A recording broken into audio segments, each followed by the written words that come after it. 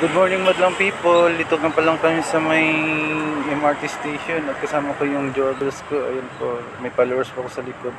At ngayon nakasakay na kami sa may train. At habang ako'y sumasakay, may nakaturong kami dun sa ano. Diba kasi yun yun. Ayun po yan guys. At ngayon pababa na po kami. Papunta na kami sa may tricycle. Bilang ng tricycle kasi papunta kami ng Pasig.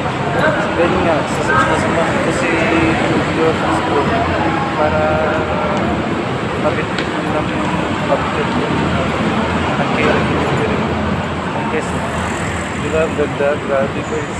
Oh, diba? Oh, tingin ba dito? Hi guys. Ayun guys. Ayun guys, habang kami naglalakad, patuloy na kami paalis na kami, nakasakay na kami sa tricycle.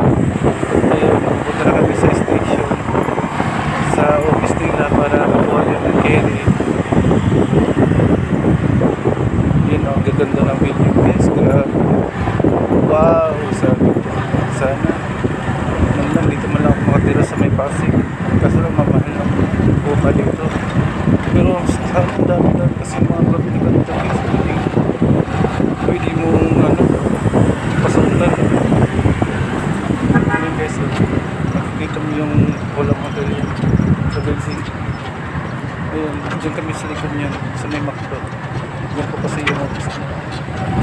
Ayun, ha, ganda ng ano, Pasig area. Grabe, minsan lang din ako nakapunta dito guys.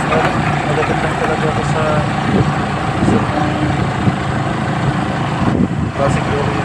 Guys, pag wala kami parating sa may pupuntahan namin, medyo mabagal-bagal papunta yung takbo ni Moy kasi dito nga nakatricycle pa. Huwag niyo kalimutan mag-likes, comment, share guys ha, subscribe na yung channel. Pag minsan natutulong ako sa mga homeless people kasi naaawa din ako sa mga siyempre makatulong kami ng kunting barya o yun lang guys, bye bye.